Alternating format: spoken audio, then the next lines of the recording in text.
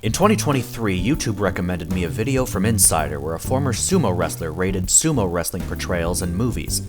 For some reason, this got me fascinated by the sport, and I decided to start watching it. By July of 2023, I was hooked, and by March of 2024, I started playing Kachi Clash. In Kachi Clash, you choose 5 wrestlers, one from 5 separate ranking categories that you expect will win the most bouts throughout the 15-day basho. The player with the most combined wins at the end wins the U-Show and a special prize from the tagatastore.com website. But the players who have the most combined wins over 6 straight basho are crowned the Kachi Clash Yokozuna. So, how did a relative novice like myself go from making my debut to being crowned Yokozuna within a year? It's not like chess or a video game where you can simply get good and over time get better. There's no small amount of luck involved, and even the best looking team on paper can be undone by injuries. That said, there are strategies you can learn and use to maximize your chances of getting a high score. In my debut tournament, I finished 26th with 52 points. My team consisted of Ozeki Kotonowaka, Sekiwake Wakamotoharu, Maegashira 1 Asanoyama, Maegashira 8 Takayasu, and tournament winner and Maegashira 17 debutant Takeru Fuji. Takeru Fuji was the most popular pick in his region after a dominant showing in Juryo the basho before. He was the obvious choice. Takayasu was situated well below his abilities and was coming off 2 straight winning records. There was every reason to believe his winning ways would continue outside of the Joy. Asanoyama was coming off a dominant tournament where he only lost in the ring twice while dealing with injuries between him and Onosato. It felt like he had more potential. Wakamotoharu had just won 10 matches and a Kinboshi the basho before and looked the strongest. As for Kotonowaka, he was coming off a career-high 13-2 record and a forced playoff against Yokozuna Terunofuji. He had the momentum. My second tournament was the one where I really flexed my sumo knowledge muscles. In just my second attempt at playing the game, I finished tied for the best score with 53 wins from Ozeki Kotozakura, Komusubi Onosato, Maegashira 1 Daieisho, Maegashira 10 Shonanumi, and Maegashira 14 Oshoma. Since I narrowly had the highest rank of anyone picking in the tournament, I also won this lovely Torakumi sheet that I have framed in my living room. Oshoma has been part of a recent trend of wrestlers who did very well in their debut tournaments. As one of only 2 Makuuchi debutantes, the other being Toki Hayate, I decided to go with the one with more momentum. Shonanumi had shown that he was capable of winning big double digits when ranked in the Maegashira teens. I gambled that he'd continue that trend. Daieisho has consistently been reliable as a Sekiwake, so I assumed he'd be better as a Maegashira. As for Onosato, since he had dominated the Maegashira in the last tournament, I reasoned that he'd do the same as a Komusubi. Finally, Kotozakura looked solid in the prior tournament, and I expected his momentum would continue.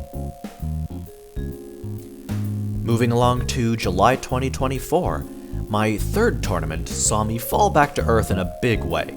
My 43 points were good for just 249th, due in large part to a combination of losing records and underperformance. In that tournament, I picked Ozeki Kotozakura, Sekiwake Onosato, Maegashira 2 Wakamotoharu, Maegashira 9 Oshoma, and Maegashira 14 Wakataka Kage. Wakataka Kage was a former Sekiwake who had dominated the lower ranks. I had every reason to believe he'd continue to dominate the lower Maegashira. Oshoma had served me well in the prior basho, and I assumed his momentum would carry. It didn't carry all that well.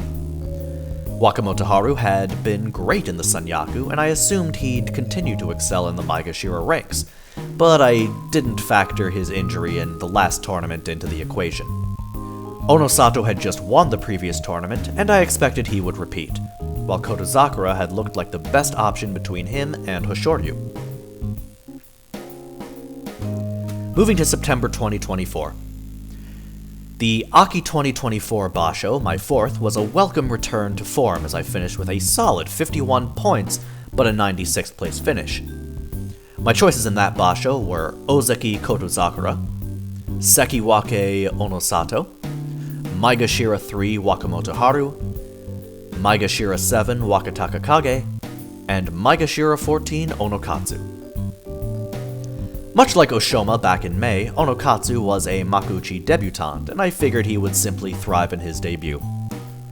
Wakataka Kage proved me right with a dominant performance in July, so I expected he would continue to climb. Wakamoto Haru appeared to have both recovered from his July injury and was ranked low enough to feel like a safe pick.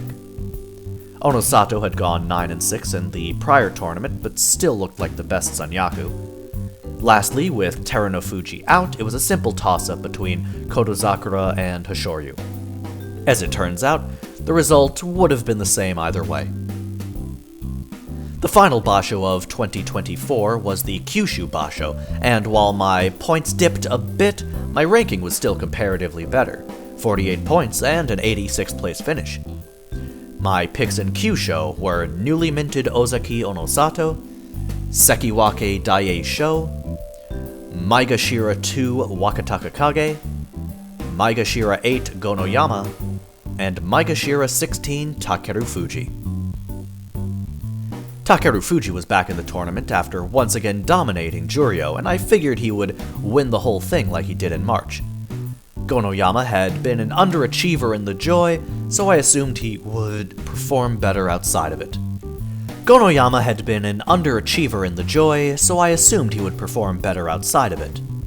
Wakataka Kage was still climbing, and I figured he'd keep doing so.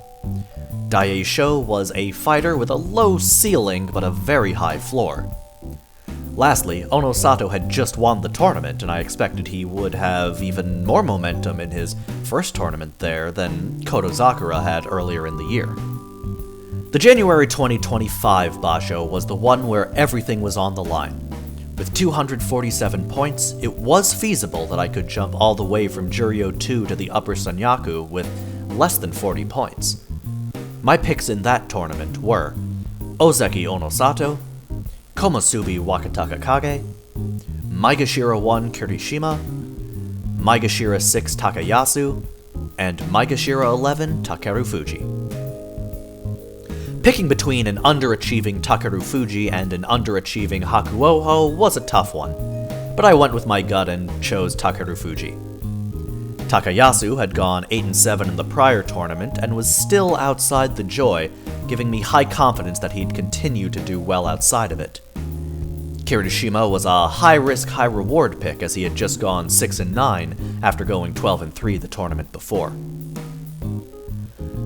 Wakataka Kage seemed like he was right at the spot he belonged as a Komusubi.